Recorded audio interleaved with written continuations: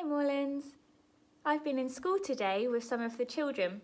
So now I am sat in my classroom in Zebra's class in the book corner with my zebra toys, ready to read chapter 6 of the Hodgeheg.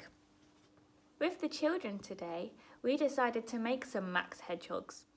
So I'll insert a little clip here of what the children made.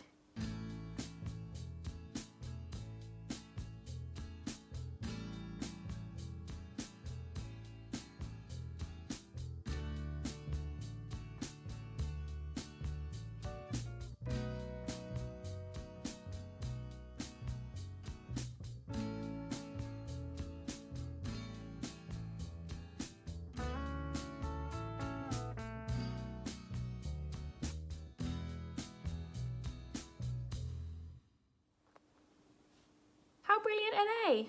So many Max the Hedgehogs. So do you remember at the end of chapter 5, poor Max had a little bang on their head when the man in the telephone booth opened the door. So we'll have to see what's happening in this chapter. Chapter 6. And they're both listening as well. Meanwhile, back at number 5A, Pa had had a bonanza. Sneaking next door and finding a full saucer of dog food and no sign of his neighbour, he had scoffed the lot. He came staggering back, very full of himself and munchy meat, and fell into a deep, bloated sleep. Ma woke him just before dawn. "Pa," she said, "wake up! Max hasn't come home." Pa opened his eyes and saw her worried face, and the 3 smaller but equally worried faces of Peony, Pansy and Petunia. "He's been gone all night," said Ma. "Oh, Pa, do you think something's happened to him?" Pa got to his feet. "I don't know," he said, "but don't fret, Ma, I'll find him." "Oh, he could be anywhere. How are you going to know where to look?" Before Pa could answer, he heard a strange voice coming from the hedge that divided 5A and 5B. "Excuse me," said the strange voice, and out poked the head of their neighbour. Pa bristled, his spine standing on end. "He's found his empty saucer and he's going to cut up rough about it." "Well, I can play rough too. I don't like the look of him anyway, and if he wants a fight, he can have one. We'll soon see who's the better hog."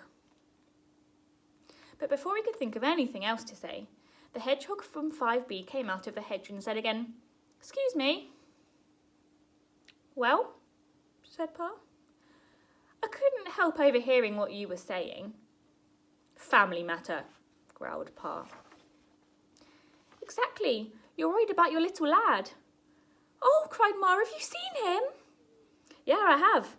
At least I met a young chap in the park who said he was lost and he was looking for a way back to 5A. Unless, of course, it was a 5A in another street." "Did you notice anything different about him?" said Ma. The neighbour looked a trifle embarrassed. "Well, yes," he said, "now that you mention it. He seemed to be having a little bit of difficulty with his speech. Muddled some of his words now and then. Like Hodgeheg." "Yeah." "That's our Max," cried Ma. "Was he all right?" said Pa. "Not hurt or anything?"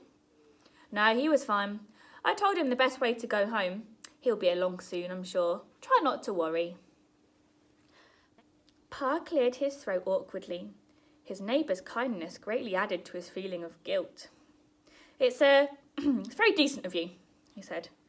"Glad to help. That's what neighbours are for." "Can we offer you something?" said Ma. "Some bread and milk?" "Oh, no thanks," said the neighbour. "I had a pretty good night's hunting in the park. Just as well, because when I got home, I found that something had eaten all of my munchy meat."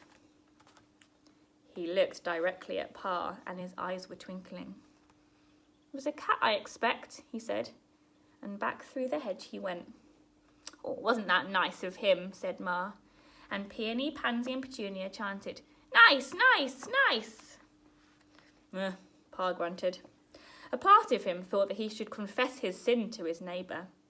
But then another part of him, for he was very worldly wise, thought that least said was soonest mended. Life was full enough of headaches without inviting any extra ones. The same thought occurred to Max when at last he came to his senses. The door of the telephone booth had knocked him out cold, and the neighbour from 5B had not noticed the still small figure as he hurried to cross the deserted street before the morning rush hour began. Oh, thought Max, has any hedgehog ever had more of a horrible headache? The last bang I got made me talk a little bit funny. I expect this one's made things even worse. I'd better try and say something. Oh, said Max, has any hedgehog ever had more of a horrible headache?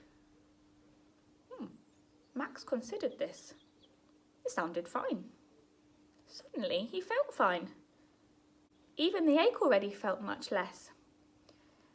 My name, he said softly, is Victor Maximilian St. George. And, he said more loudly, I have 3 sisters called Peony, Pansy and Petunia, and I live with Pa and Ma at number 5A.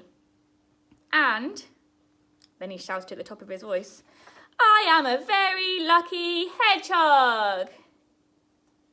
And without thinking, without listening, without a single glance to left or right, he dashed across the street, straight in front of the first of that morning's vehicles, the milkman. What's happened to Max now? The noise that followed was enough to wake the whole street. First there was a screech as the milkman braked and swerved, and then came the shattering sound of dozens and dozens of bottles smashing.